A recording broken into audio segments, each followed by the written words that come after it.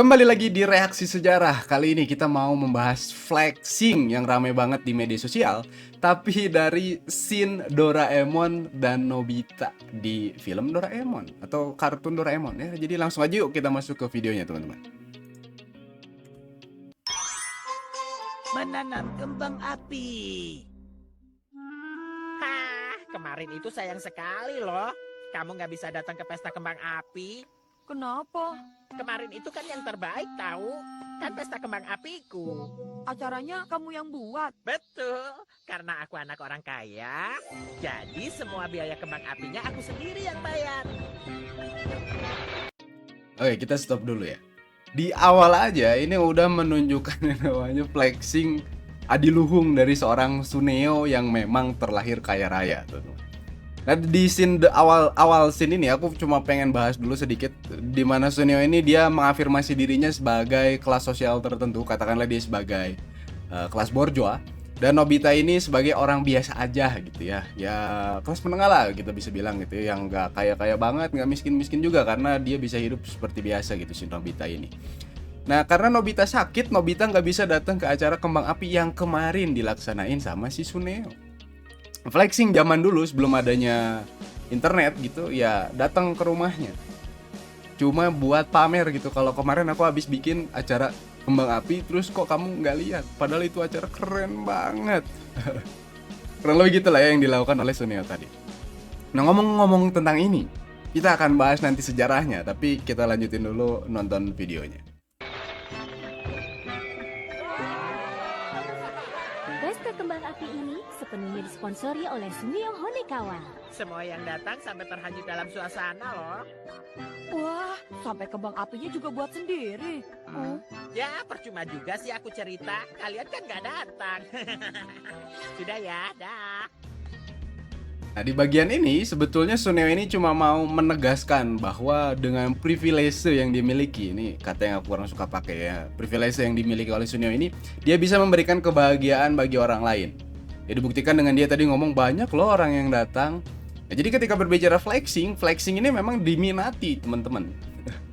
Jadi nggak usah aneh ya kenapa kok banyak konten kreator yang bikin konten flexing, ya karena memang diminati. Kok bisa diminati? Karena memang masih adanya gap ekonomi.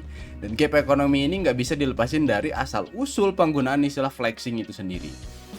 Nah, kalau misalkan ngomongin flexing nih ya, setelah penelusuran ya, beberapa website aku kunjungin gitu, istilah ini pertama kali digunakan oleh Thorsten Veblen. Tapi enggak ngomong langsung flexing itu enggak, tapi yang digunakan oleh Thorsten Veblen itu adalah conspicuous consumption atau konsumsi yang terlihat gitu, atau dia ya pamer lah, konsumtif tapi konsumsinya teh pamer gitu ya, conspicuous consumption, istilah yang digunakan oleh Thorsten Veblen dalam bukunya yang berjudul The Theory of Leisure apa gitu belakangnya lupa ya karena panjang, yang diterbitkan tahun 1899. Nah, kalau merujuk pada bukunya Veblen ini, di bab 1 itu dijelasin secara historis dan juga secara sosiologis bagaimana kemudian budaya konsumsi ini terbentuk di masyarakat Eropa modern pasca abad ke-19. Jadi kalau kita ngomongin Eropa setelah Aufklärung, itu cara berpikirnya bergeser, teman-teman. Kalau di Renaissance itu ngomongin tentang apa, lahir kembali ya, Renaissance itu kan lahir kembali. Di Aufklärung ini benar-benar dicerahkan akal budinya. Jadi mereka udah beranggapan bahwa tidak ada sangkut paut Tuhan gitu dalam proses kehidupan mereka, karena betul-betul udah antroposentris tulen lah. Ya meskipun nanti di sini banyak tokoh-tokoh yang masih kuat dengan ajaran agamanya, sebut itu Hegel, sebut itu Immanuel Kant. Tapi di sini cara pandang seperti René Descartes, cara pandang seperti Max Weber dan lain sebagainya sudah mulai digunakan oleh masyarakat Eropa pada saat itu. Nah, dari pergeseran itu sebetulnya masyarakat yang awalnya bekerja sama. Jadi kalau kita ngomongin gotong royong kan itu ciri khas bangsa Indonesia. Goblok ya? Enggak, teman-teman. Jadi seluruh umat manusia itu dulunya gotong royong. Cuma gara-gara perubahannya, mulai ada era feodal, nanti masuk lagi era medieval, nanti masuk lagi ada revolusi industri, itu semua diacak-acak sama kepentingan manusia lagi. Makanya ada istilah Homo homini lupus, ada juga Homo homini socius, dan ada istilah Homo faber yang udah dibahas di episode reaksi sejarah sebelumnya.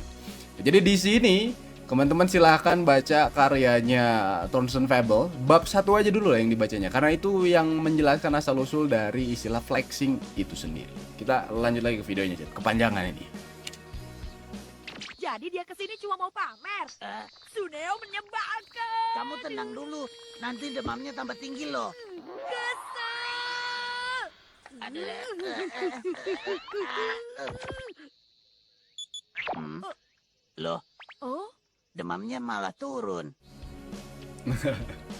Nah ini secara penggambaran ya, scene si Nobita yang sakit, terus Suneo datang flexing, yang demamnya harusnya makin tinggi gitu karena emosi, kok ini malah turun. Nah ini sebetulnya gambaran di era modern kapitalistik ini bahwa manusia itu dilarang sakit, teman-teman.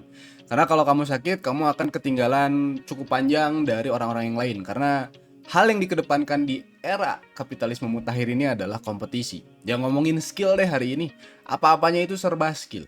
Maka ketika berbicara matinya kepakaran, ya sangat wajar karena hari ini nggak dicari lu lulusan apa, tapi kamu punya skill apa. Nah di sini memperlihatkan kalau kondisi si Nobita ini pengen membalas si Suneo gara-gara sakit, dia ingin berkompetisi, ambisinya hadir. Kita lanjut dulu, Chan. Oh iya, kalau kembang api, aku punya alat yang bagus. Perlengkapan bunga kembang api. Ini alat untuk membuat bibit kembang api. bibit kembang api. Dengan ini kita bisa tentukan sendiri bentuk ledakannya. Gambar apa saja boleh. Hmm, Kira-kira begini. sudah jadi. Apa itu? Ini kan jelas si Suka. Oke. Aku stop dulu, pause dulu. Nah, ketika berbicara tentang Nobita gitu, Nobita ini juga sebetulnya punya privilege. Kalau tadi si Suneo itu privilege-nya adalah harta ya. Harta orang tuanya gitu, kaya raya. Kalau si Nobita ini dia punya privilege punya konektivitas atau punya kemampuan terhadap teknologi atau teknik.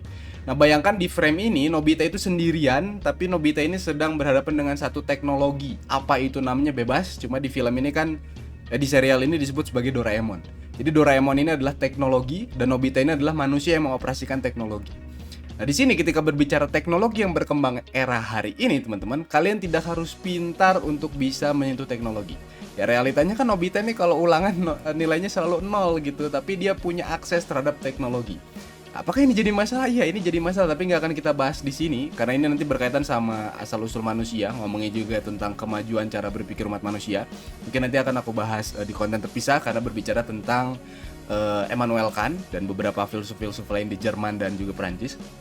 Dan ketika berbicara frame ini, Nobita ini mencoba untuk mengejar kekayaan yang dimiliki oleh Suneo untuk memberikan kebahagiaan bagi orang lain.